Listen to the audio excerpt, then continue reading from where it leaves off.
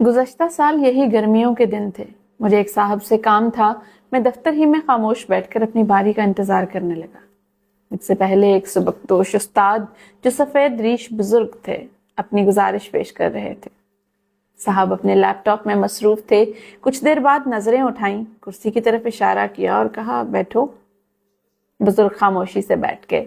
پھر صاحب نے ان کی درخواست پر ایک سرسری نظر ڈالی اور بولے, جاؤ. ان کا یہ انداز مجھے بہت تکلیف دہ محسوس ہوا. اسی طرح صاحب نے دوسرے سائل سے بھی برتاؤ کیا. میں نے اپنی فائل میں سے ایک صاف کاغذ نکالا اور لکھنا شروع کیا. بخدمت جناب فلاں فلاں صاحب, درخواست بمراد شامل کیے جانے نون غنہ. گزارش ہے کہ فدوی کافی دیر سے آپ جناب کا طرز تخاطب اور انداز گفتگو ملاحظہ کر رہا ہے. بہت نپے تلے الفاظ میں فوری احکامات صادر کرنے کی روش بلا شبہ آپ کو ممتاز کر رہی ہے. آپ جناب کی سنجیدہ صفات اور ملاحظہ شدہ اوصاف کی بنیاد پر نہایت ادب سے گزارش ہے کہ براہ کرم اپنے انداز گفتگو میں صرف نون غنہ کا اضافہ فرما لیجیے. یعنی بیٹھو کو بیٹھیں, سنو کو سنیں, دو کو دیں, جاؤ کو جائیں فرما دیا کیجیے. بس کمال مہربانی سے اپنے الفاظ میں نون غنہ کی شیرینی شامل فرما دیجیے. آپ کا اقبال مزید بلند ہو اور آپ کی شخصیت سائلین کے دل میں وقار سے راسخ ہو جائے. ایسا کیا جانا سائلین کا عین قانونی, شرعی اور اخلاقی حق ہے.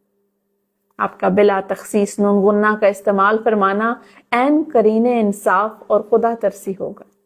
میں امید کرتا ہوں کہ میری یہ عاجزانہ التماس آپ کے مزاج شاہانہ پر ناگوار نہ گزرے اور نہ ہی آپ فدوی کی اس جسارت پر برانگیختہ ہوں گے.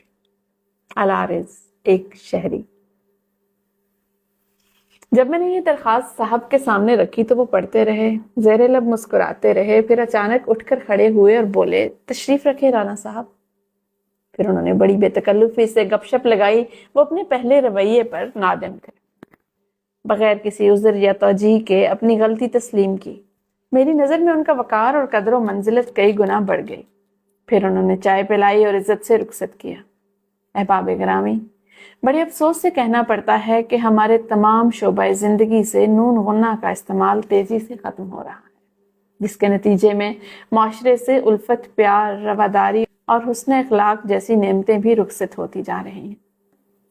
حتیٰ کہ کچھ بار اولاد والدین سے گفتگو کرتے وقت بھی نون غنہ سے محروم الفاظ استعمال کرتی ہے. خدا را اس نون غنہ کو صرف زبان میں نہیں دل میں جگہ دیجیے. روزمرہ کی آدھی سے زیادہ تلخیاں شائستگی کے اسی ایک نون غنہ سے گھل مل جائیں گی.